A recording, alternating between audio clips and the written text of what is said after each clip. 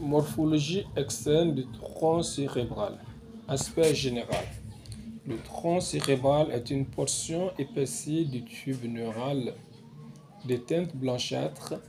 Il mesure en moyenne 6 à 7 cm de haut pour 3 à 4 cm dans le sens transversal.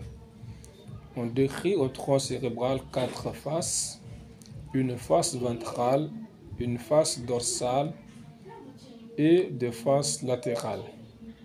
La face ventrale. En bas, la moelle allongée prolonge régulièrement la face ventrale de la moelle spinale. On distingue nettement le sillon ventral. Le cordon ventral s'évase et en haut forme un relief de chaque côté de la ligne médiane, la pyramide bulbaire.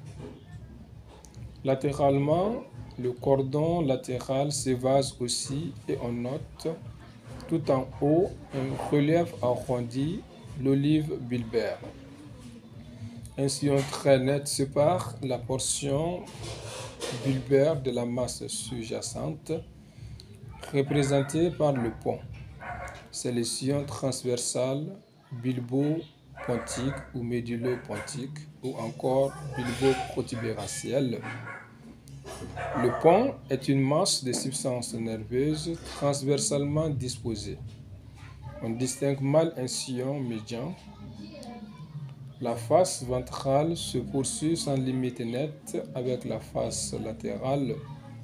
Un sillon net pontopédonculaire sépare le pont du mésencéphale sous-jacent.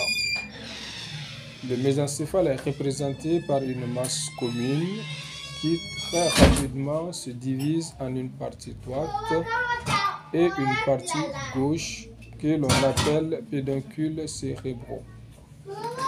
Les pédoncules réalisent en quelque sorte des piliers divergents vers le haut. Le mésencéphale est limité en haut par le passage des voies optiques, chiasma au centre et bandelettes optiques ou tractus optiques latéralement. Entre les pédoncules latéralement, le chiasma en haut et le pont en bas, une petite zone appartenant au diencéphale comporte 3 éléments à décrire: la tige hypophysaire, les tubercules ou corps mammulaire, l'espace perforé postérieur. La face latérale, la moelle s'évase en haut. On voit bien le relief de l'olive bulbaire sous le sillon médullopontique.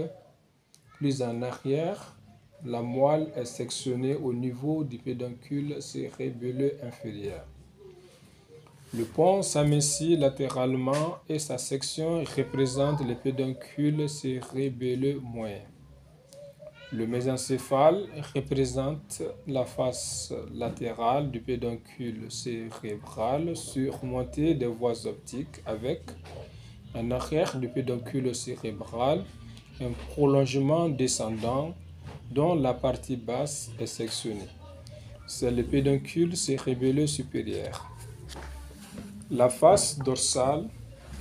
En bas, la moelle allongée prolonge simplement la moelle spinale avec rapidement les cordons postérieurs de la moelle s'écartent l'un de l'autre. Entre eux apparaît une simple membrane mince, la membrana tectoria, percée d'un orifice dit de Magendie. Ouverture centrale du quatrième ventricule. Ouverture médiane du quatrième ventricule. En haut, ces cordons écartés l'un de l'autre sont sectionnés car ils gagnent normalement le cervelet. Ce sont les pédoncules cérébelleux inférieurs, à ne pas confondre avec les pédoncules cérébraux. En haut, le mésencéphale est représenté par la masse qui gagne le cerveau. S'en détache pour venir en bas en divergeant les pédoncules cérébelleux supérieurs qui sont eux aussi sectionnés. Ils sont réunis en haut par le frein du voile médullaire supérieur, le frein de la valvule de Viescence.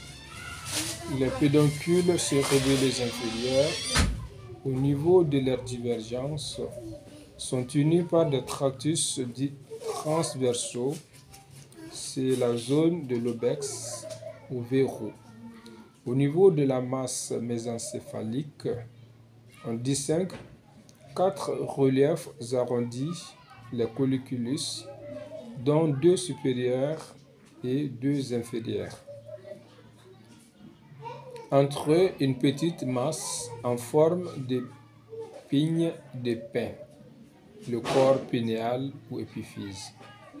Latéralement, par rapport aux pédoncules cérébelleux supérieurs et inférieurs, arrive le prolongement latéraux du pont aux pédoncules cérébelleux moyens, qui sont sectionnés.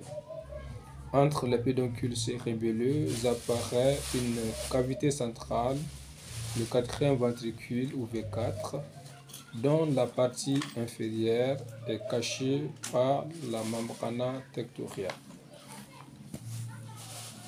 Référence A. P. Grelier, nouveau dossier d'anatomie.